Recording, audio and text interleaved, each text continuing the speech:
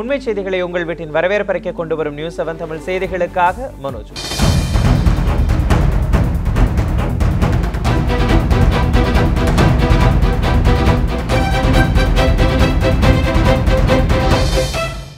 NEET தேர்வு முடிவுகளை வெளியிட உயர்நீதிமன்ற மதுரை கிளை இடைக்கால தடை விதித்திருக்கிறது. திருச்சியைச் சேர்ந்த சக்தி மலர்கொடி என்பவர் தொடர்ந்து இருந்த வழக்கில் நீட் தேர்வு நாடு முழுவதிலும் ஒரே மாதிரியாக நடைபெறவில்லை என்றும், எனவே நீட் தேர்வு முடிவுகளை வெளியிட்டால் மாணவர்கள் பாதிக்கப்படுவார்கள் என்றும் குறிப்பிட்டிருந்தார். இந்த வழக்கை விசாரித்த உயர்நீதிமன்ற மதுரை கிளை நீட் தேர்வு முடிவுகளை வெளியிட இன்று இடைக்கால தடை விதித்தது. மேலும் மத்திய சுகாதாரத்துறை சிபிஎஸ்இ ஜூன் 7ஆம் தேதிக்குள் பதிலளிக்கவும் நீதிமன்றம் ஆணையிட்டுள்ளது. தமிழகத்துக்கு வறட்சி நிவாரணத்தை உடனடியாக வழங்க வேண்டுமென பிரதமர் நரேந்திர மோடியிடம் வலியுறுத்தி இருப்பதாக தமிழக முதலமைச்சர் எடப்பாடி பழனிசாமி தெரிவித்திருக்கிறார். டெல்லியில் பிரதமர் நரேந்திர மோடியை முதலமைச்சர் எடப்பாடி பழனிசாமி இன்று சந்தித்து பேசினார். அதன் பிறகு டெல்லியில் உள்ள தமிழ்நாடு இல்லத்தில் செய்தியாளர்களை சந்தித்த முதலமைச்சர் எடப்பாடி பழனிசாமி இலங்கை வசம் உள்ள தமிழக மீனவர்களின் படகுகளை மீட்க நடவடிக்கை எடுக்குமாறு வலியுறுத்தியதாக கூறினார்.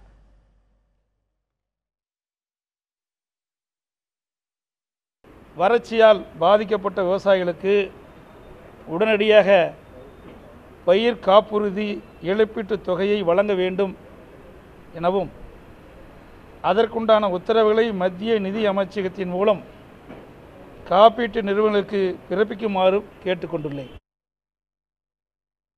தமிழகத்தில் எய்ம்ஸ் மருத்துவமனையை விரைந்து அமைக்க நடவடிக்கை எடுக்குமாறு வலியுறுத்தியதாக குறிப்பிட்ட எடப்பாடி பழனிசாமி சட்டப்பேரவையில் ஜெயலலிதாவின் படத்தை திறந்து வைக்க வருமாறு பிரதமர் நரேந்திர மோடிக்கு அழைப்பு விடுத்ததாகவும் தெரிவித்திருக்கிறார்.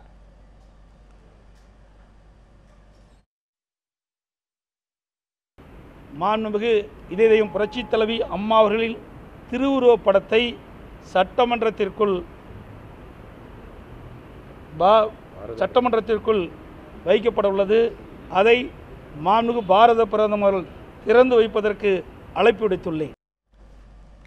இதேபோல தமிழக மாணவர்களின் நலன் கருதி நீட் தேர்விலிருந்து விலக்கு அளிப்பது குறித்து மறுபரிசீலனை செய்ய கோரிக்கை வைத்திருப்பதாகவும், இந்த சந்திப்பில் அரசியல் ரீதியாக பிரதமருடன் எதுவும் பேசவில்லை எனவும் முதலமைச்சர் தெரிவித்திருக்கிறார்.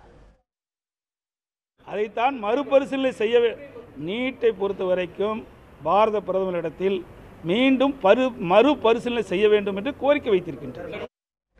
தமிழகத்தில் நடக்கும் பிரச்சனைகளை பற்றி கவலைப்படாமல் உட்கட்சி பிரச்சனையை தீர்க்க டெல்லிக்கு சென்று வருவதிலேயே முதலமைச்சர் எடப்பாடி பழனிசாமி குறியாக இருப்பதாக தேமுதிக தலைவர் விஜயகாந்த் குற்றம் சாட்டியிருக்கிறார். இது தொடர்பாக அவர் வெளியிட்டுள்ள அறிக்கையில், மதுவுக்கு எதிராக போராடும் பொதுமக்களை தண்டிக்க கூடாது என்று நீதிமன்றம் கூறியுள்ள நிலையிலும் காவல்துறை மக்களை ஒடுக்க நினைப்பதை வன்மையாக கண்டிப்பதாக குறிப்பிட்டிருக்கிறார். தமிழகத்தில் பெருவாரியான மாவட்டங்களில் கள்ளச்சாராயம் காய்ச்சுவதை காவல்துறையை ஊக்குவித்து பாதுகாப்பு வழங்குவதாகவும் விஜயகாந்த் குற்றம் சாட்டியிருக்கிறார். இனியாவது தமிழகத்தில் உள்ள அனைத்து துறைகளிலும் கவனம் செலுத்தி மக்கள் பிரச்சனைகளை உடனடியாக தீர்க்க நடவடிக்கை எடுக்க வேண்டும் எனவும் விஜயகாந்த் வலியுறுத்தியிருக்கிறார். குடியரசுத் தலைவர் தேர்தல் தேதி அறிவித்த பின்னரே யாருக்கு ஆதரவு என்பது குறித்து முடிவு எடுக்கப்படும் என முன்னாள் முதலமைச்சர் ஓ பன்னீர்செல்வம் கூறியிருக்கிறார். சென்னை கிரீன்விச் சாலையில் உள்ள முன்னாள் முதலமைச்சர் ஓபிஎஸ்ஸின் இல்லத்தில் மதுசூதனன் தலைமையில் கட்சி நிர்வாகிகளின் ஆலோசனை கூட்டம் நடைபெற்றது. இதன் பின்னர் செய்தியாளர்களை சந்தித்த ஓ பன்னீர்செல்வம் எம்ஜிஆர் நூற்றாண்டு விழா குறித்து ஆலோசனை நடைபெற்றதாக தெரிவித்தார்.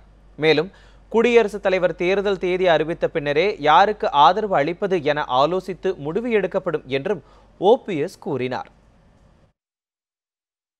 குடியரசுத் தலைவர் தேர்தல் அறிவிக்கப்பட்டவுடன் யாருக்கு ஆதரவு என்று கழகத்தில் இருக்கின்ற தலைமை கழக நிர்வாகிகள் கூடி முடிவு எடுக்கப்படும் என்பதை தெரிவித்தார். கடந்த வாரம் நீங்கள் போய் பிரதமரை நேரடியாக சந்திச்சீங்க. இந்த நிலையில தமிழக முதலமைச்சர் அவர்கள் பிரதமரை இன்னைக்கு சந்திச்சிருக்கிறாரு, தமிழக நலன் குறித்து பேசிக்கிறதா சொல்றாங்க. இது குறித்து உங்களுடைய கருத்து என்னவா இருக்கு? ஏற்கனவே மாண்புமிகு பாரத பிரதமரை சந்தித்த விவரம் குறித்து ஏற்கனவே நான் பேட்டியின் மூலமாக தெரிவித்திருக்கிறேன். இப்பொழுது பத்திரிகைகளுக்கு அது செய்தியாக சிறிது நேரத்தில் வரும் என்பதை தெரிவித்துள்ளேன். ஓபிஎஸ் அணியின் ஆலோசனை கூட்டத்தில் பங்கேற்ற அதிமுக புரட்சித் தலைவி அம்மா அணி நாடாளுமன்ற உறுப்பினர் மைத்ரேயன் தமிழக அரசுக்கு உள்ளாட்சி தேர்தல் மீதான அச்சம் காரணமாக தேர்தலை தாமதப்படுத்துவதாக குற்றம் சாட்டினார். தமிழ்நாட்டுடைய முதலமைச்சர் எடப்பாடி பழனிசாமிக்கு உள்ளாட்சி தேர்தல் தேதி அறிவிக்கிறதுக்கு தைரியம் கிடையாது. அவர் என்னைக்கு தேதி அறிவிக்கிறாரோ அன்றைக்கு மீசை முளைச்ச பிறகு நாங்கள் அதுக்கு பேர் வந்துடுவோம்.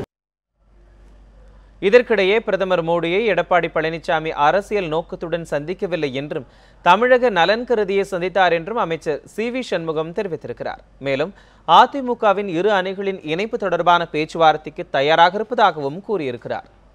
இரு அணியில் இணையணும், நாங்கள் எல்லோரும் 2 பேரும் இணைஞ்சு அம்மாவுடைய ஆட்சியை தொடர்ந்து நல்லபடியாக செயல்படணும், மீண்டும் அம்மாவுடைய ஆட்சி அமையணும், முடக்கப்பட்ட சின்னத்தை பெறணும் எங்களுடைய விருப்பம். அதுக்கு நாங்கள் எப்போது வேணாலும் எந்த நிலையில் வேணாலும் பேசுவதற்கு தயாராக இருக்கிறோம். தொகுதி பிரச்சனைகளுக்காகவே அதிமுக சட்டமன்ற உறுப்பினர்கள் தமிழக முதல்வரை சந்தித்ததாக அமைச்சர் ஜெயக்குமார் விளக்கம் அளித்திருக்கிறார். சிலிண்டர் வெடித்ததில் காயமடைந்தவர்களை சென்னை கீழ்ப்பாக்கம் மருத்துவக் கல்லூரியில் சந்தித்து ஆறுதல் கூறிய அமைச்சர் ஜெயக்குமார் தீ விபத்தால் பாதிக்கப்பட்டவர்களுக்கு சிறப்பான சிகிச்சை அளிக்கப்பட்டு வருவதாக செய்தியாளர்களுக்கு பேட்டியளித்தார். தமிழக அரசு விவசாயிகள் பிரச்சினைக்காக பல்வேறு நடவடிக்கைகளை எடுத்து வருவதாகவும் காவிரி மேலாண்மை வாரியம் அமைக்கப்பட வேண்டும் எனவும் ஜெயக்குமார் தெரிவித்திருக்கிறார்.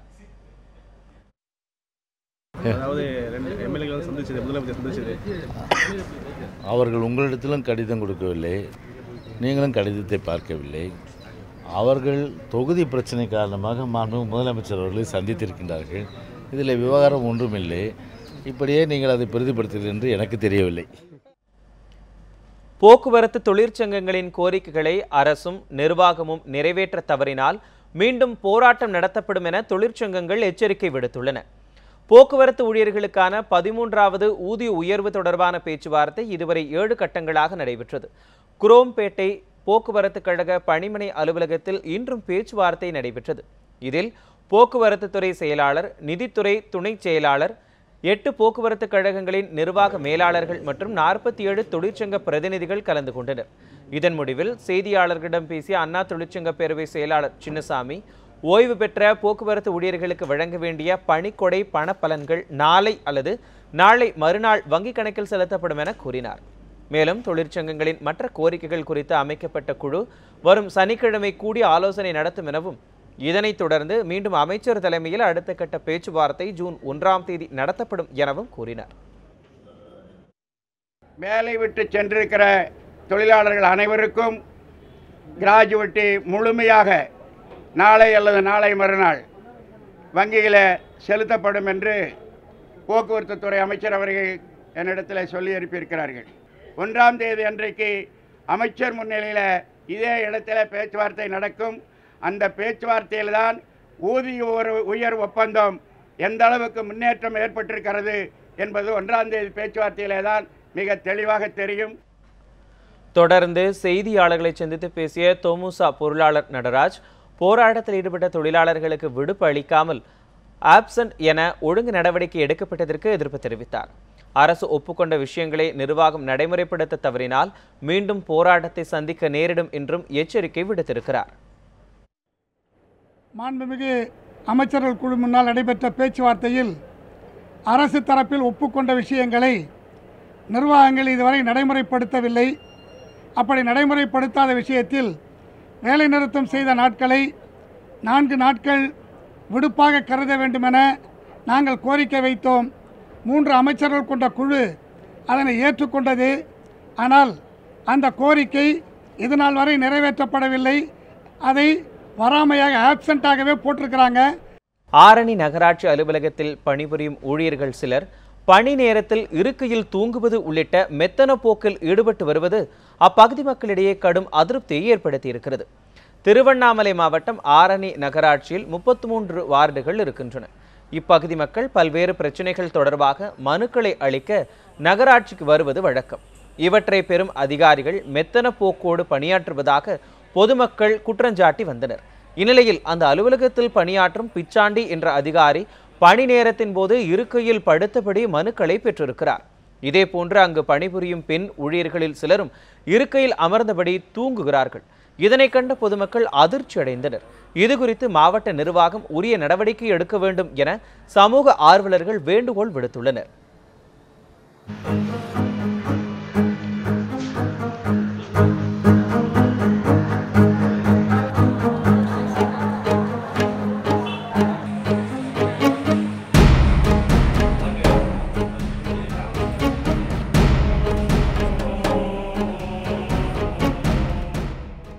நகராட்சியில் இருக்கிற சுகாதாரத்துறை அலுவலகத்தில் ஆண் பெண் பிறப்பு இறப்பு சான்றிதழ் கேட்க வரும்போது உங்கள் ஆரணி தொகுதியில் 1,50,000 மேலே மக்கள் வந்து சுற்றி இருப்பவங்க தான் வராங்க. ஆனால் இங்கே இருக்கிற ஆண் ஊழியர்களும் பெண் ஊழியர்களும் தூங்கியே காலத்தை கழிச்சிட்டு போயிடுறாங்க. தேச துரோக வழக்கில் புழல் சிறையில் அடைக்கப்பட்ட மதிமுக பொதுச் செயலாளர் வைகோவுக்கு நீதிமன்றம் ஜாமீன் வழங்கியிருக்கிறது. கடந்த 2009ஆம் ஆண்டு விடுதலை புலிகளுக்கு ஆதரவாக பேசியதாக கூறி வைகோ மீது தேச துரோக வழக்கு பதிவு செய்யப்பட்டது. இந்த வழக்கில் கடந்த 50 நாட்களுக்கு மேலாக வைகோ புழல் சிறையில் அடைக்கப்பட்டிருக்கிறார். இந்நிலையில் ஜாமீன் கோரி வைகோ நேற்று மனு தாக்கல் செய்திருந்தார். இந்த மனு சென்னை 4வது கூடுதல் அமர்வு நீதிமன்ற நீதிபதி புருஷோத்தமன் முன்பு இன்று விசாரணைக்கு வந்தது. அப்போது வைகோ தரப்பில் ஆஜரான வழக்கறிஞர் கடந்த 50 நாட்களாக வைகோ சிறையில் இருப்பதால் அவருக்கு ஜாமீன் வழங்க வேண்டும் என வாதிட்டார். அதற்கு தமிழக காவல்துறை சார்பில் எதிர்ப்பு தெரிவிக்கப்படவில்லை. மேலும் சொந்த ஜாமீனில் வைகோவை வெளியே விடலாம் எனவும் காவல்துறை தரப்பில் தெரிவிக்கப்பட்டது. இதையடுத்து வைகோவை சொந்த ஜாமீனில் விடுவித்து நீதிபதி புருஷோத்தமன் உத்தரவிட்டார். மெட்ரோபாலிட்டன் மேஜிஸ்ட்ரேட் அவர்களே சொந்த ஜாமீனில் செல்ல அனுமதி கொடுத்ததை சுட்டிக்காட்டிய போது அவரும் அதை ஏற்றுக்கொண்டு திரு வைகோ அவர்கள் சூரிட்டி இல்லாமல் தன்னுடைய சொந்த பாண்டு கொடுத்து ஜாமீனில் செல்லலாம் என்று உத்தரவிட்டிருக்கிறார்கள். எனவே வைகோ அவர்களுடைய உத்தரவு கிடைக்கப்பட்டு நீதிமன்றத்தில் பெறப்பட்டு அந்த உத்தரவு சிறைத்துறை அதிகாரிகளுக்கு கொடுக்கப்பட்ட பின்பு அநேகமாக அவருக்கு நாளை காலை 9 மணிக்கு ஜாமீனில் வர அதிக வாய்ப்புகள் உள்ளன. 26 ஆண்டுகளாக சிறையில் உள்ள நளினி தன்னை விடுவிக்க கோரி சர்வதேச மனித உரிமைகள் ஆணையத்துக்கு மனு அனுப்பியிருக்கிறார். முன்னாள் பாரத பிரதமர் ராஜீவ்காந்தி கொலை வழக்கில் கைது செய்யப்பட்டு வேலூர் மத்திய சிறையில் உள்ள நளினியை அவரது வழக்கறிஞர் புகழேந்தி சந்தித்தார். பின்னர் செய்தியாளர்களிடம் பேசிய புகழேந்தி, கடந்த 26 ஆண்டுகளாக சிறையில் உள்ள நளினி தன்னை விடுதலை செய்ய கோரி மத்திய மாநில அரசுகளிடம் பலமுறை முறையிட்டும் அரசியல் காரணங்களுக்காக விடுதலை செய்யப்படவில்லை என குற்றஞ்சாட்டினார். இதனையடுத்து நளினி தன்னை விடுதலை செய்ய கோரி சர்வதேச மனித உரிமைகள் ஆணையத்துக்கு வேலூர் பெண்கள் சிறை கண்காணிப்பாளர் மூலம் மனு அனுப்பியிருப்பதாகவும் அந்த மனுவில் காந்தியை கொன்றவர்களுக்கு கூட 16 ஆண்டுகளுக்கு பிறகு விடுதலை செய்யப்பட்டதை சுட்டிக்காட்டி தன்னை ஏன் விடுதலை செய்யக்கூடாது என்ற கேள்வியையும் எழுப்பியிருக்கிறதாகவும் வழக்கறிஞர் புகழேந்தி தெரிவித்திருக்கிறார். கோட்சே மகாத்மா காந்தி படுகொலை செய்யப்பட்ட வழக்கிலே கோபால் கோட்சேயை 16 ஆண்டுகள் கழித்து மகாராஷ்டிராவை சேர்ந்த காங்கிரஸ் அரசு விடுதலை செய்தது. ஆனால் தங்களை மட்டும் விடுதலை செய்ய வேண்டுமென்றே மறுத்து வருகிறது. ஆகவே தங்களை விடுதலை செய்ய தக்க நடவடிக்கை எடுக்க வேண்டும் என்று அவர் ஐக்கிய நாடுகள் மனித உரிமை ஆணையத்தில் பத்திரிகையாளர்களை அவதூறாக பேசியதாக தொடரப்பட்ட வழக்கில் பிடி வாரண்டை ரத்து செய்ய கோரி நடிகர்கள் சூர்யா, சரத்குமார், சேரன், விவேக் உள்ளிட்டோர் உதகை நீதிமன்றத்தில் மனு தாக்கல் செய்துள்ளனர். 2009ஆம் ஆண்டு ஒரு நடிகையை பற்றி நாளிதழ் ஒன்றில் செய்தி வெளியானது. அதற்கு நடிகர்கள் சூர்யா, விஜயகுமார், சத்யராஜ், விவேக், அருண் விஜய், நடிகை ஸ்ரீபிரியா உட்பட 8 பேர் செய்தியாளர்களை பற்றி அவதூறாக பேசியதாக கூறப்பட்டது. இதையடுத்து நீலகிரியைச் சேர்ந்த ரொசாரியோ என்பவர் தொடர்ந்திருந்த வழக்கில் உதகை நீதிமன்றம் அவர்களுக்கு பிடி வாரண்டை பிறப்பித்தது. இந்நிலையில் இன்று 8 நடிகர்கள் சார்பில் பிடி வாரண்டை ரத்து செய்ய கோரி உதகை நீதித்துறை நடுவர் நீதிமன்றத்தில் மனு தாக்கல் செய்யப்பட்டது. அப்போது எதிர்த்தரப்பு வழக்கறிஞர் பிடி வாரண்டை ரத்து செய்ய கோரிய மனுவுக்கு எதிர்ப்பு தெரிவித்ததால் அந்த மனு நிலுவையில் வைக்கப்பட்டுள்ளது. இந்த மனு ஓரிரு நாட்களில் விசாரணைக்கு வரும் என எதிர்பார்க்கப்படுகிறது. அவர்கள் தொழில் சார்பாக வர முடியாத இயலாத காரணத்தினால் வர இயலாது என்பதற்காக அவர் இல்லாமல் அந்த பிடி வாரண்டை ரத்து செய்ய கோரி தாக்கல் செய்யப்பட்டுள்ளது. அந்த மனு ஏற்கப்பட்டு இன்னும் ஓரிரு தினத்தில் அது ஹியரிங் வரதுக்கு வாய்ப்பு இருக்கிறது. சில சிறப்பு காரணங்கள் இருந்தால் மட்டுமே ஒரு பிடியாணையை திரும்ப பெறுவதற்கு எதிரிகள் இல்லாமல் மனு தாக்கல் செய்யலாம். இந்த நிலையில் இன்றைக்கு மனு ஏற்கப்படவில்லை, அவர்கள் தாக்கல் செய்த மனு ஏற்கப்படவில்லை. ஒருவேளை தக்க காரணங்களோடு எதிர்த்தரப்பிற்கு சட்ட அறிவிக்கை கொடுத்து அவர்கள் தாக்கல் செய்தால் ஒருவேளை நாளை அந்த மனு ஏற்கப்படலாம். பார்த்தோம். இதோட 8 மணி செய்திகளின் இந்த பகுதி நிறைவடைகிறது. அடுத்த பகுதியை லலிதா வழங்குவார். தொடர்ந்து பாருங்கள் நியூஸ் 7 தமிழ் தொலைக்காட்சி.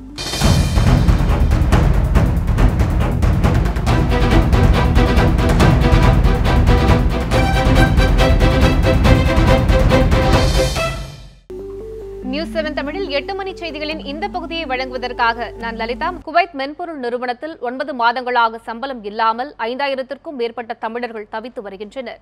குவைத்தில் உள்ள கராஃபி நேஷனல் என்ற மென்பொருள் நிறுவனத்தில் சுமார் 5000 தமிழர்கள் பணியாற்றி வருகின்றனர். அவர்களுக்கு கடந்த 9 மாதங்களாக சம்பளம் வழங்கப்படவில்லை என கூறப்படுகிறது. இதனால் மனமுடைந்த பலர் தற்கொலைக்கு முயன்ற சம்பவங்களும் நிகழ்ந்ததாக தகவல்கள் தெரிவிக்கின்றன. எனவே தங்களுக்கு வழங்க வேண்டிய நிலுவை சம்பளத்தை பெற்றுத்தர மத்திய மாநில அரசுகள் உரிய நடவடிக்கை எடுக்க வேண்டும் என அவர்கள் வலியுறுத்தியுள்ளனர். போச்சு, டியூட்டி முடிஞ்சு ரூம்ல உட்கார்ந்து இருக்கிறோம். இது வரைக்கும் யாரும் வந்து கேட்கல, பைசா பத்தி பேசல. இப்போ நாங்கள் வந்து சூசைட் கண்டிஷன்ல போயிருக்கோம். இதுக்கு மீடியா ஏதாவது ஒரு பதில் சொல்லி ஆகணும். எல்லா எம்பேசியுமே எங்களுக்கு பதில் சொல்லி ஆகணும். இல்லைன்னா இங்கேயே சூசைட் பண்ணிப்போம். அந்த கண்டிஷன்ல தான் இருக்கிறேன். நான் இப்போ சூசைட் பண்ணிக்க போறேன். கம்பெனி என்ன பண்ணாலும் எனக்கு பிரச்சனை இல்லை. என் ஃபேமிலி எனக்கு முக்கியம்.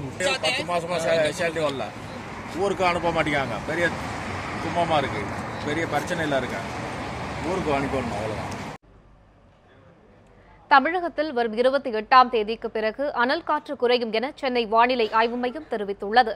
தமிழகத்தின் உள் மாவட்டங்களில் ஒரு சில இடங்களில் இடியுடன் கூடிய மழை பெய்ய வாய்ப்புள்ளதாகவும், வெப்பச்சலனம் காரணமாக புதுச்சேரியின் கடலோர மாவட்டங்களில் லேசான மழை பெய்ய வாய்ப்புள்ளதாகவும் வானிலை ஆய்வு மையம் கூறியுள்ளது. சென்னையை பொறுத்தவரை வானம் மேகமூட்டத்துடன் காணப்படும் என்றும், சென்னையில் அதிகபட்சமாக 39 டிகிரி செல்சியஸ் வெப்பநிலையும் குறைந்தபட்சமாக 30 டிகிரி செல்சியஸ் வெப்பநிலை பதிவாகும் எனவும் வானிலை ஆய்வு மையம் தெரிவித்துள்ளது. ரம்ஜான் பண்டிகையை முன்னிட்டு நோன்பு கஞ்சி தயாரிக்க பள்ளி வாசல்களுக்கு 4900 மெட்ரிக் டன் அரிசி வழங்க தமிழக முதலமைச்சர் எடப்பாடி பழனிசாமி உத்தரவிட்டுள்ளார். இதுகுறித்து தமிழக அரசு வெளியிட்டுள்ள செய்திக்குறிப்பில், ரம்ஜான் மாதத்தில் நோன்பு கஞ்சி தயாரிக்க பள்ளி வாசல்களுக்கு தேவையான அரிசியை கடந்த 2001ஆம் ஆண்டு முதல் தமிழக அரசு வழங்கி வருவதாக தெரிவிக்கப்பட்டுள்ளது. இந்நிலையில் கடந்த ஆண்டுகளைப் போலவே இந்த ஆண்டும் ரம்ஜான் மாதத்தின் போது நோன்பு கஞ்சி தயாரிக்க தேவையான அரிசியை மொத்தமாக பள்ளி வாசல்களுக்கு வழங்க வேண்டும் என அந்தந்த மாவட்ட ஆட்சியர்களுக்கு அறிவுறுத்தப்பட்டுள்ளதாகவும், இதன்படி 4900 மெட்ரிக் டன் அரிசி வழங்க முதலமைச்சர் எடப்பாடி பழனிசாமி உத்தரவிட்டுள்ளதாகவும் கூறப்பட்டுள்ளது. இதற்காக 12 கோடியே 60 லட்சம் ரூபாய் கூடுதல் செலவீனம் ஏற்படும் எனவும் தெரிவிக்கப்பட்டுள்ளது. திருச்சியில் மாட்டிறைச்சி கூடங்களை அகற்ற கோரி டெல்லியில் உள்ள தமிழ்நாடு இல்லத்தில் விலங்கின ஆர்வலர்கள் போராட்டத்தில் ஈடுபட்டனர்.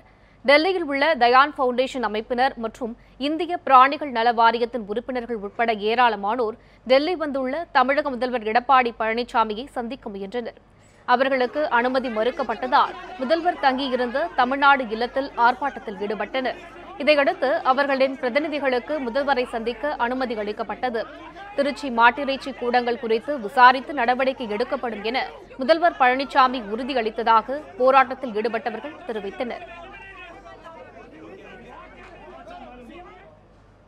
தமிழகத்தில் பாடத்திட்டங்களில் மாற்றங்களை கொண்டுவர பள்ளிக் கல்வித்துறை முடிவு செய்துள்ளது. இது எத்தகைய முன்னேற்றத்தை அளிக்கும் என்பது குறித்து விளக்குகிறது இந்த செய்தி தொகுப்பு. ஒவ்வொரு ஆண்டும் தமிழகத்தில் 15 லட்சம் மேலான மாணவ மாணவியர் பொதுத் தேர்வு எழுதுகின்றனர். இந்த ஆண்டிற்கான தேர்வு முடிவுகள் கடந்த 19ஆம் தேதி வெளியிடப்பட்டன. இவர்களுக்கான முடிவுகள் கடந்த ஆண்டு வரை ரேங்கிங் முறையில் அளிக்கப்பட்டு வந்த நிலையில் இந்த ஆண்டு முதல் ரேஞ்ச் அடிப்படையில் முடிவுகள் வெளியாக துவங்கின. பொதுத் தேர்வுகளை ஒட்டி பல மாற்றங்களை கண்டுள்ள மாநிலமான தமிழகத்தில் பாடத்திட்டங்கள் ஒரு சில முறை மட்டுமே மாற்றம் செய்யப்பட்டுள்ளன. இதுவரை 11ஆம் 12ஆம் வகுப்பு பாடத்திட்டங்கள் 3 முறை மட்டுமே மாற்றப்பட்டுள்ளன. 11ஆம் வகுப்பு பாடங்கள் 1995ஆம் ஆண்டிற்கு பிறகு 2003ஆம் ஆண்டு கடைசியாக மாற்றப்பட்டுள்ளது. 12ஆம் வகுப்பு பாடங்கள் 1995ற்கு பிறகு 2004ஆம் ஆண்டு கடைசியாக மாற்றப்பட்டுள்ளது. இந்த நிலையில் பள்ளிக் கல்வித்துறை சார்பில் புதிய பாடத்திட்ட மாற்றம் குறித்த அட்டவணை வெளியிடப்பட்டுள்ளது. அதன்படி இந்த முறையிலான கல்வி மாணவர்களுக்கு ஆசிரியர்களுக்கும் புதிய வாய்ப்பை அளிப்பதோடு தேசிய அளவிலான தேர்வுகளை எதிர்கொள்ள உதவும் என்கின்றனர் தனியார் பள்ளி சங்கங்கள். வளருகின்ற அறிவியல் தொழில்நுட்பத்திற்கேற்ற நல்லதொரு கல்வியை வழங்கப்பட வேண்டும். அதே மாதிரி ஆங்கில வழி கல்வி என்பது இன்றைக்கு பேரளவில் தான் இருக்கிறது. அது அரசு பள்ளியானாலும் தனியார் பள்ளிகளானாலும்.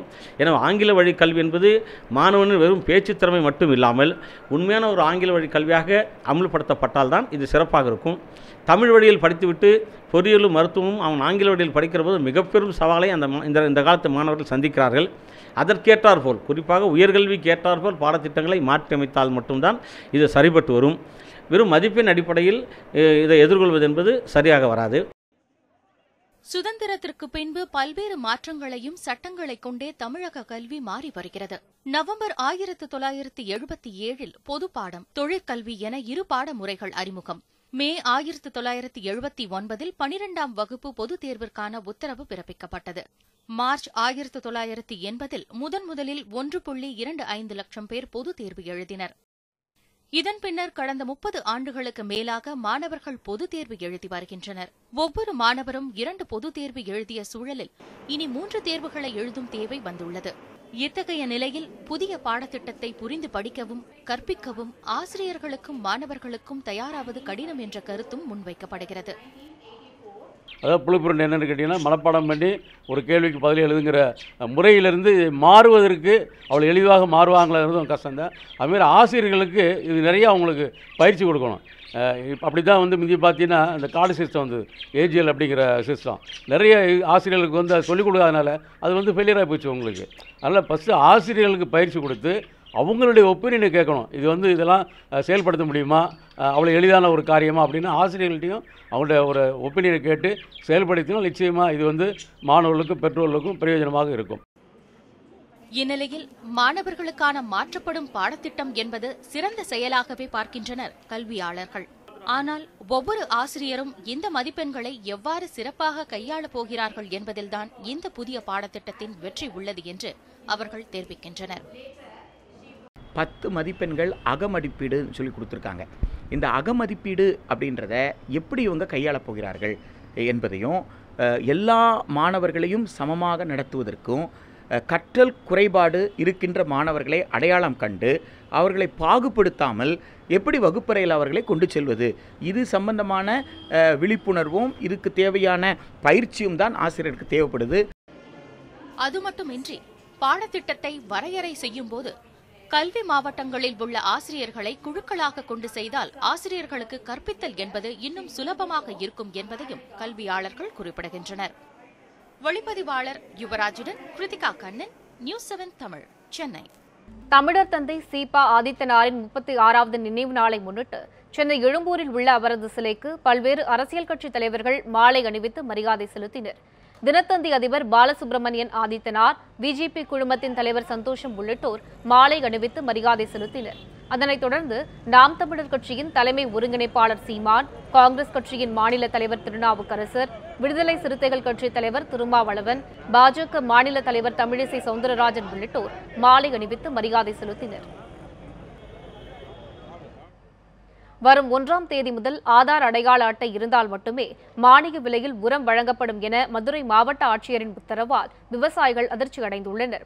இதுகுறித்து வெளியிடப்பட்ட அரசாணையில் மத்திய வேளாண் அமைச்சகம் தமிழக வேளாண் துறையுடன் இணைந்து வரும் ஜூன் 1ஆம் தேதி முதல் விவசாயிகள் தங்கள் ஆதார் எண்ணுடன் கைரேகையை விற்பனை எந்திரத்தில் பதிவு செய்து உரம் வாங்கும் முறையை அமல்படுத்த உள்ளதாக குறிப்பிட்டுள்ளது. மேலும் ஜூன் 1ஆம் தேதி முதல் உரம் வாங்க வருபவர்கள் தங்களின் ஆதார் எண் விவரங்களை அளித்து கைரேகையை பதிவு செய்ய வேண்டும் எனவும் அறிவுறுத்தப்பட்டுள்ளது.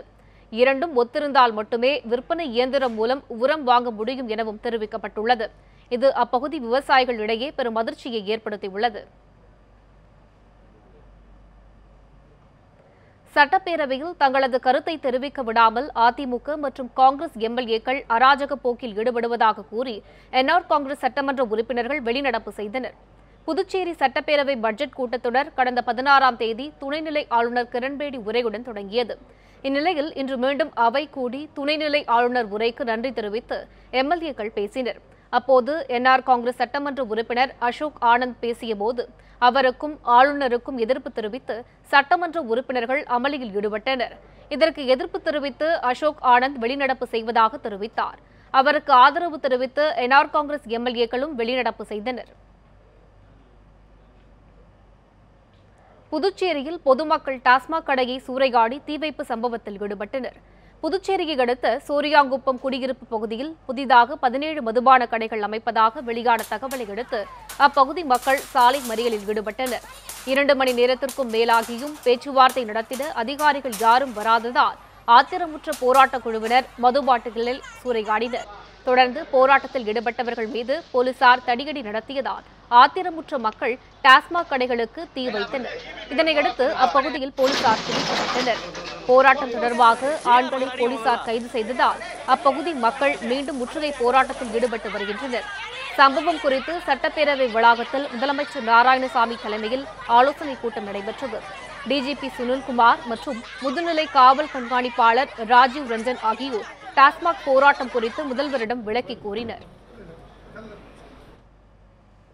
விசா காலம் முடிந்த பிறகும் அமெரிக்காவிலேயே தங்கி இருப்பவர்கள் குறித்த பட்டியலை அந்நாட்டு அரசு வெளியிட்டுள்ளது. ஆயிரக்கணக்கான இந்தியர்கள் விசா காலம் முடிந்த பிறகும் அங்கு தங்கியிருப்பது இதன் மூலம் தெரிய வந்துள்ளது. இதுகுறித்த தகவல்களை இனி காணலாம். கடந்த 2016ஆம் ஆண்டில் சுமார் 14 லட்சம் இந்தியர்கள் அமெரிக்காவிற்கு பயணம் மேற்கொண்டுள்ளனர். 2016இல் விசா முடிந்தும் வெளியேறாமல் இருந்த இந்தியர்களின் எண்ணிக்கை 30,000க்கும் மேல் என்று கூறப்படுகிறது. விசா காலாவதியான பிறகு அமெரிக்காவை விட்டு வெளியேறியவர்கள் 6,000 பேர் என்றும், விசா காலம் முடிந்தும் அமெரிக்காவிலேயே தங்கியவர்கள் 17,763 பேர் என்றும் தெரியவந்துள்ளது. விசா முடிந்தும் வெளியேறாத இந்திய மாணவர்களின் எண்ணிக்கை 4,575 என்பதும் தெரியவந்துள்ளது. 2015ஆம் ஆண்டில் விசா காலம் முடிந்தும் அமெரிக்காவிலேயே தங்கியவர்களின் எண்ணிக்கை 14,348 பேர் என்றும் இந்த அறிக்கையின் வாயிலாக தெரியவந்துள்ளது. இத்துடன் 8 மணி செய்திகள் நிறைவடைகின்றன. மேலும் பல செய்திகளுக்கு இணைந்திருங்கள் நியூஸ் 7 தமிழுடன்.